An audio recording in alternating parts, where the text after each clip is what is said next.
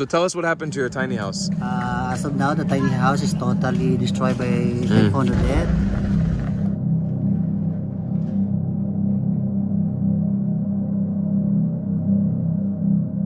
For those who need to be reminded, on December 16th, 2021, a major typhoon struck the island of Siargao.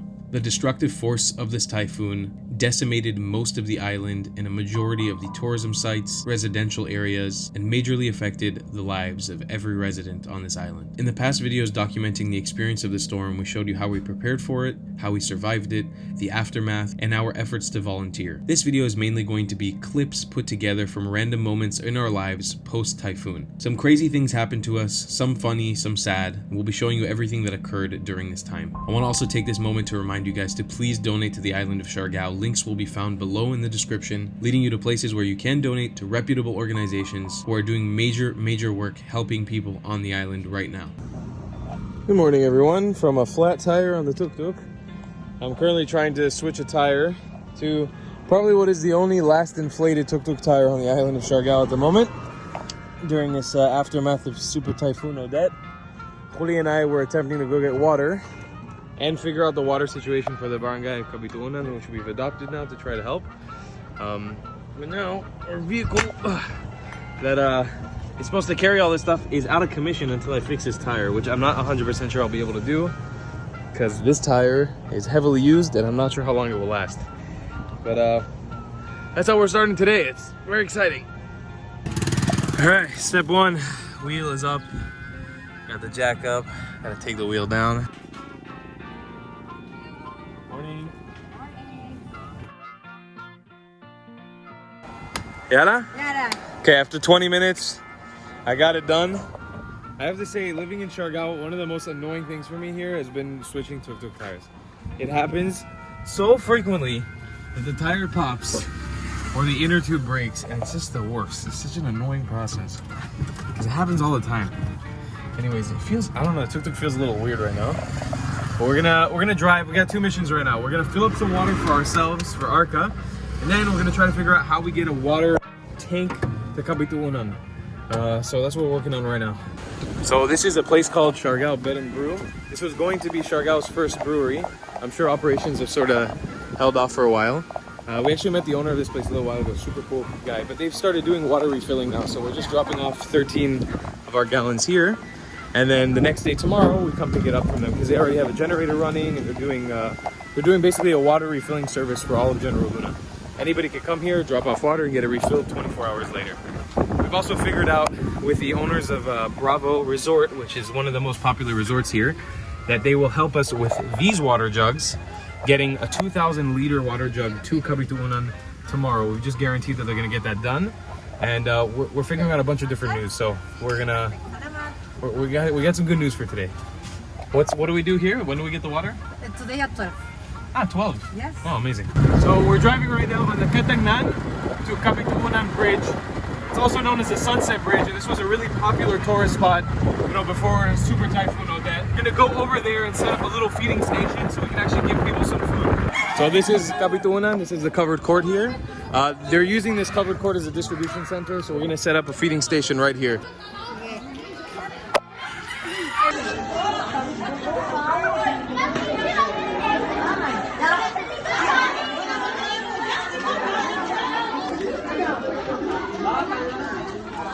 So I just asked one of the friendly people here in the barangay. His name is Larry, and he watches my YouTube videos.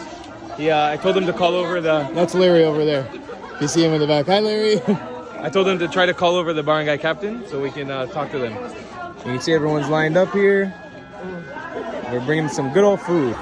Okay, Rako? Hi. Okay, kayo. Okay, so this is our friend Peter. And he is taking us around now to Pag Ibig. Yes, that's the name of this. It's a village, but they call it Barangay Pag Ibig. It's a land that's given to the people from the government. Those people who doesn't have house, they put it here 3 years ago. Okay, so yeah, Pag Ibig. So Pag Ibig is sort of like a pseudo barangay. It's not really an officially recognized barangay, but it's got some sort of autonomy and apparently some sort of leader or captain. So this place Actually, this place, me and Sar came here a few days ago because he got a donation of breads from an Israeli in Manila. So Sar and I sort of did a preliminary assessment of this area. We handed out some bread, but now we're going further into this area to Pag Ibig to see. This is sort of what I've understood is one of the closest areas to a slum in Siargao. So we're gonna go check it out now. You can see how rough the road is now. How much debris has been thrown around from this typhoon here. It's actually pretty difficult to pass through. So another issue with this area, this barangay, is that this is where actually a lot of the trash in General Luna, and from what I've understood, a lot of Siargao is stored. So, you know, during the typhoon, not only did they have to deal with housing that isn't built that well, corrugated roof sheets flying everywhere, shortage of water and food, access to the outer area, electricity, service, they also have to deal with contamination from sewage, garbage, rolling into their streets where they're living. So this area has gotten pretty rough, and actually Peter was the first person to bring this place to our attention.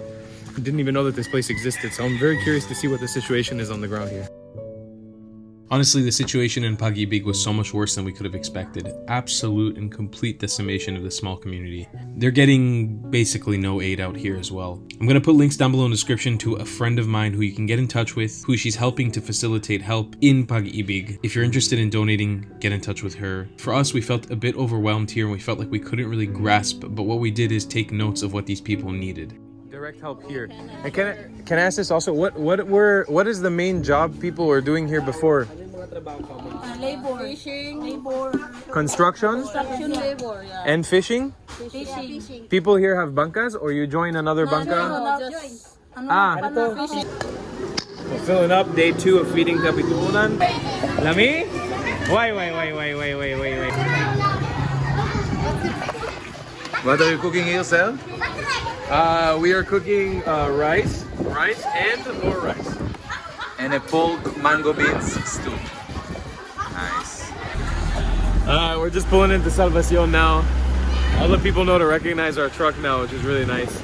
You hear people yelling, "Look out, look out!" which means like food or a dish coming up. And everyone's very excited. It's very fun. Super cool. So we're just gonna park up here in front of the municipal hall, like always, and start serving some beautiful people some beautiful food.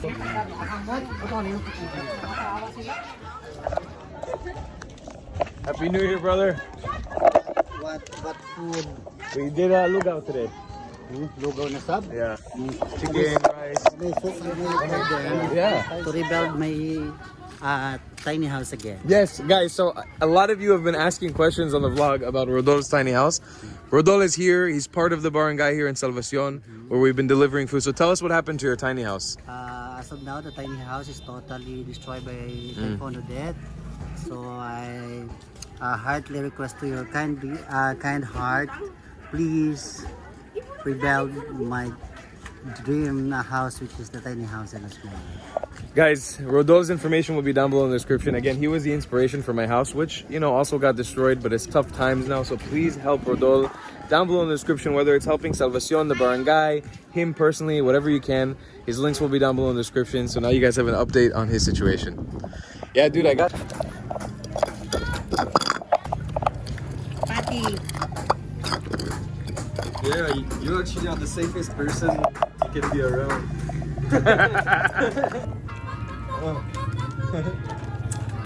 Okay.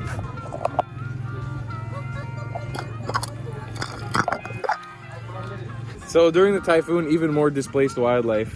Maxime spotted I think it's like a rat snake. We saved one of these a while ago before the typhoon, but this poor thing has been stuck for a day in this little netting here. Its abdomen is stuck in there, so we're gonna cut him out now. With just a simple knife. I'm pretty sure, from everything I know, this is a harmless snake. So let's try it out. I'm gonna cut him out of here. Wow, it's really tight on it. I really want to cut his skin off.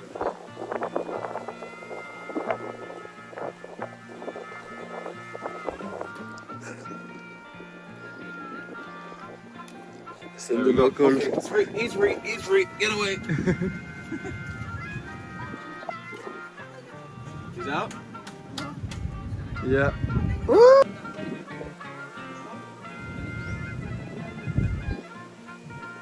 No, he's gonna make it. He's coming out. So one of the employees here in Arca is actually saying that this is a super dangerous venomous snake called a green snake. I have my doubts because it looks exactly like the snake that I saved last year. But now the problem is he's stuck himself even deeper in, and I have to get him out again. And I don't know if it's worth it now that I know it's a super venomous snake. An island without a doctor, a hospital, and probably any anti-venom. I don't know if this is smart.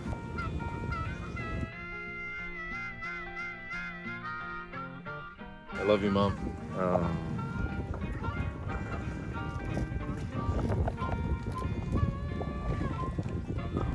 He's coming. Oh! Hold his head.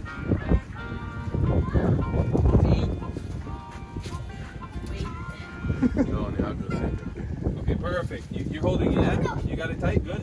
Yeah. For sure? Yeah. Okay, coming in. Oh! Oh, shit!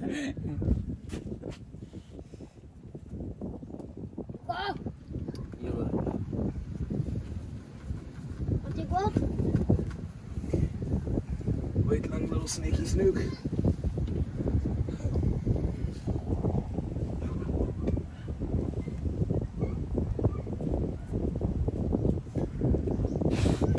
These bitters, scissors. Yeah, but we don't have any. It's almost done. Snake.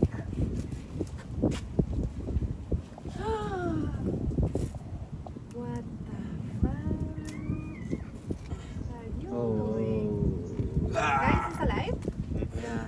Oh my god. Got it! Oh my god. Got Oh my god. Yeah, baby, we did it!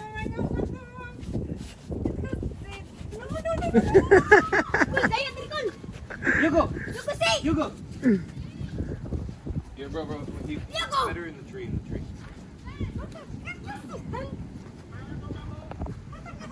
No, it's very fast. Outside. We saved him! It's gonna go. Ah, yeah. Just let him. Happy New Year, everyone! Oh, that's a sound. What is that sound? What is that sound? Oh, that was the AC. Happy New Year, everyone! We are delivering more food today. It is the first day of 2022. We got all the volunteers in the back. Everyone's excited. We got the #1 volunteer over here, sir. Thank you very much. And today we're hitting up the same bar and guys we've been doing. It's pretty much going to be our last service of the week, I believe. Because tomorrow is Sunday. And it's going to be great. We're going to head off to 5 different bar and guys. We got a bunch of food to serve. So let's hit it.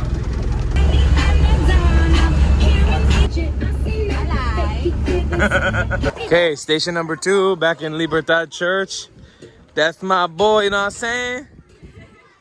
That's my boy, you know what I'm saying? So we're serving today like a sort of soupy rice, chicken, bunch of fun stuff. Lugaw. Filipino lugaw. Okay. Ah, nagoyan! Oh, ito nagubo. Ito na. Patay ka mo. You're gonna give me? Together. What's up, motherfucker?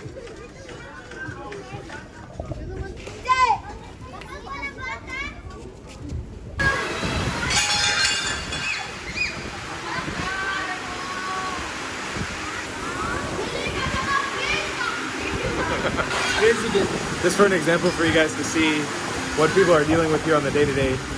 Church is one of the only covered places left in Libertad with a bunch of holes still in the ceiling. We're just here on a food delivery now. These are all the kids.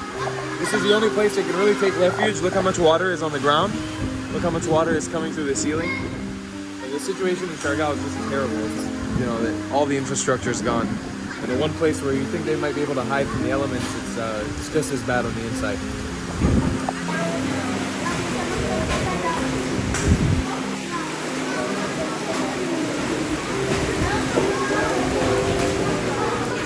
Daghan tubig, ha?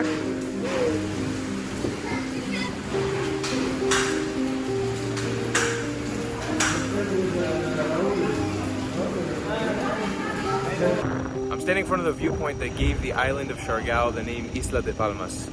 But that is long gone after the events of Super Typhoon Odette. You can see the immense amount of destruction that happened here on the nature. It's absolutely horrifying.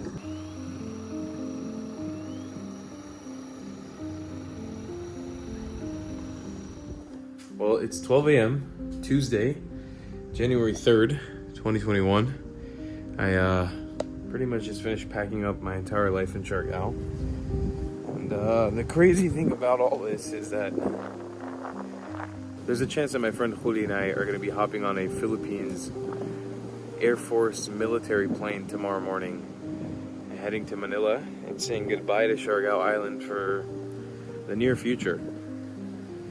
It's a crazy thing to dwell on, because I've been living here for 2 years, actually in this room for almost 2 years. And tonight, as like a somber end to this whole experience with Typhoon Odette destroying everything on the island. Sar, the owner of this hotel, and a really good friend of mine, one of his dogs passed away. We just had to bury him. So it's a very somber, really sad ending to the experience. I imagined this experience of leaving the island. I imagined finishing my house. I imagined moving out of this room into my house and leaving this room behind and all the memories that came with it. And now I'm sort of escaping.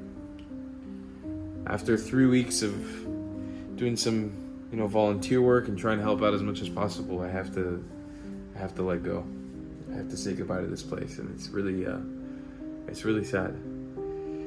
I don't know when this clip is gonna come out. I don't know what video it's gonna go in. It's one of the most heart-wrenching, heartbreaking experiences of my entire life. Experiencing this whole thing with Typhoon Odette and saying goodbye to the island in the way that I have to say goodbye to it.